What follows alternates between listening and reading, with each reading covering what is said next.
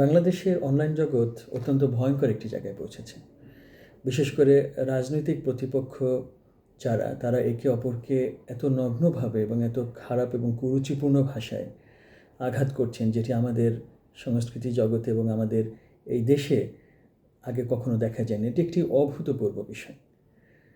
যারা শিক্ষাগত যোগ্যতার দিক থেকেও এগিয়ে আছেন, আমি অনেককে দেখেছি তার নামের পিছনে লেখা অ্যাডভোকেট, হয়তো কোনো একটি বড় কোম্পানিতে কাজ করছেন, কিন্তু অনলাইনে যখন তিনি কমেন্ট করছেন তখন সেটি তার শিক্ষা, তার এতদিনের নৈতিকতা, তার পারিবারিক শিক্ষা, তার কোনো কিছুর সাথেই যায় না।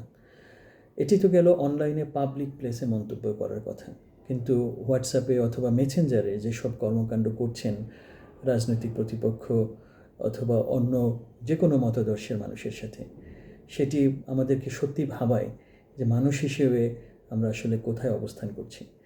পৃথিবীর অন্যান্য দেশেও আমি দেখেছি যে সেখানে রাজনৈতিক কারণে মানুষ একে অপরের সাথে দ্বিমত করে, কিন্তু এতটা অশ্লীল এবং এতটা নিম্নরুচির কাজ আমার মনে হয় এই উপমহাদেশের বাংলাদেশে অত্যন্ত নিচু একটি জায়গায় পৌঁছেছে।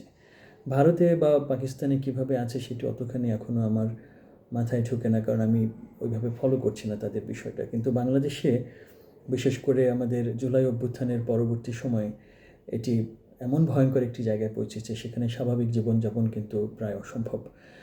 এই প্রসঙ্গে সরকারকে বিশেষ দৃষ্টি দেওয়া এখন অত্যন্ত জরুরি হয়ে পড়েছে। একজন মানুষ তার মতামত দেবেন এবং তার অভিমত প্রকাশ করবেন, তার প্রেক্ষিতে যদি তাকে জীবন হারানোর শঙ্কায় পড়তে হয়, তার দৈনন্দিন জীবন যাপন করা যদি অসম্ভব হয়ে পড়ে, তাহলে অবশ্যই রাষ্ট্রকে ভাবতে হবে কীভাবে এখান থেকে আমরা বের হয়ে আসতে পারি।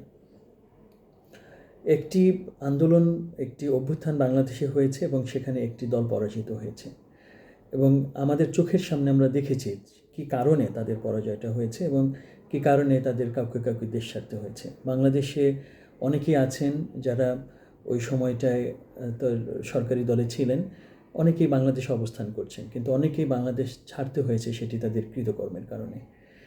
আবার এখন যারা বাংলাদেশে অবস্থান করছেন, তারাও যদি তাদের এই রাজনৈতিক কর্মকাণ্ড পরিচ্ছন্ন না রাখেন, তাহলে তাদেরকে একসময় ওরকম পরিণতি বরণ করতে হতে পারে।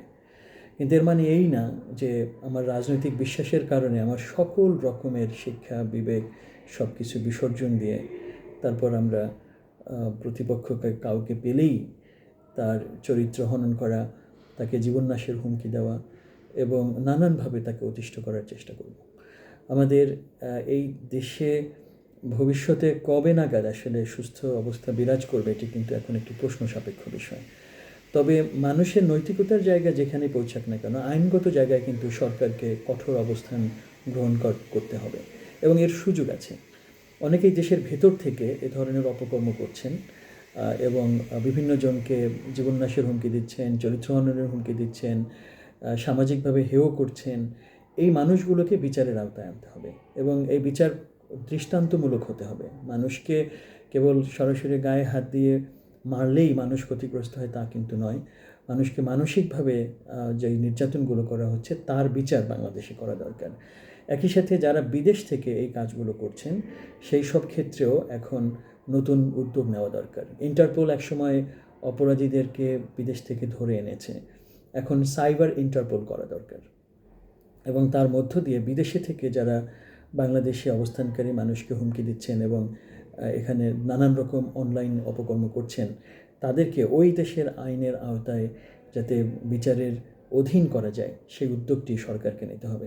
সরকার যদি এখানে একেবারেই নীরব একটি ভূমিকা পালন করে, তাহলে জনসাধারণ কিন্তু এখানে নতুন আবার কোনো না কোনো একটি উদ্যোগ অথবা কোনো একটি আন্দোলন এর ভেতরে চলে যেতে পারে, কারণ এই অস্বাভাবিক অবস্থাটা কিন্তু দীর্ঘদিন পর্যন্ত মানুষ সহ্য করবে না।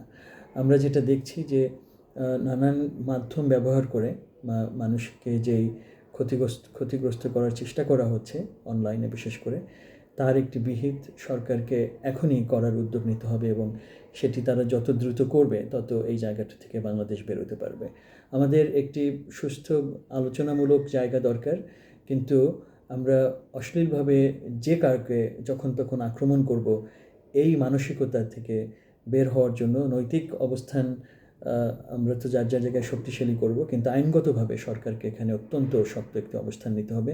সে আহ্বানটি সরকারের প্রতি থাকছে এবং সেটি করার জন্য কি কি উদ্যোগ নেওয়া দরকার সেটি তারা আলোচনা করতে পারেন এবং এর সাথে সংশ্লিষ্ট এক্সপার্ট যারা আছেন, যারা গণমাধ্যম কর্মী আছেন, যারা আইটি বিশেষজ্ঞ যারা আছেন এবং বিশেষ করে আইন শৃঙ্খলা সাথে জড়িত যারা আছেন, তাদের সকলকে একসাথে করে এই বিষয়ে একটি শক্ত পদক্ষেপ নেওয়া এখন এই সময়ের সবচেয়ে বড় দাবি হয়ে দাঁড়িয়েছে।